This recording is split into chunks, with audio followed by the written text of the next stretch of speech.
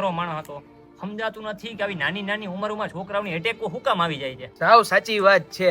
અત્યારે ક્યાં ખાવાના ચોખા આવે છે, બધું ભેળસેળ વાળું જ થઈ ગયું છે. એમાં 80% તો ભેળસેળ તેલના લીધે જ વાંધા આવે છે. અરે અમારા જમાનામાં કોઈ માંદું જ ન પડતું અને તેલ છે ને દેશી ઘાણીના જ ખાતા. પણ અત્યારે ક્યાં આવા સારા તેલ મળે જ છે. દીકરા હું ઘાણીનું તેલ જ ખાઉં છું વર્ષો થયા અને અત્યાર સુધી હજુ સુધીમાં કોઈ દી માંદો નથી પડ્યો. હાલો તમને દેશી ઘાણીના તેલના ફાયદા સમજાવું. વાત કરીએ તો આ ઘાણીની તો ભાઈ સૌરાષ્ટ્રની સારામાં સારી G20 મગફળીથી પિલાણ કરી કોઈ પણ કેમિકલ વગર ટ્રિપલ ફિલ્ટર પ્રોસેસ કર્યા પછી તેલના ડાયરેક્ટ ડબ્બા ભરાઈ જાય. કોલેસ્ટ્રોલ કંટ્રોલમાં રાખે, વિટામિનથી ભરપૂર અને હાર્ટ એટેકના ચાન્સ ઘટાડે. આ જો હરે કૃષ્ણ ઓઇલ મિલ છે ને એનું મગફળીના તેલના સમોસા ચાખો એકવાર તમે. સુગંધ તો જોરદાર આવે છે. અબે સાલે. તો મિત્રો એડ્રેસની વાત કરીએ તો હરિકૃષ્ણ ઓઇલ મિલ, ગામ મોટા થાવરિયા, તાલુકો જિલ્લો જામનગર.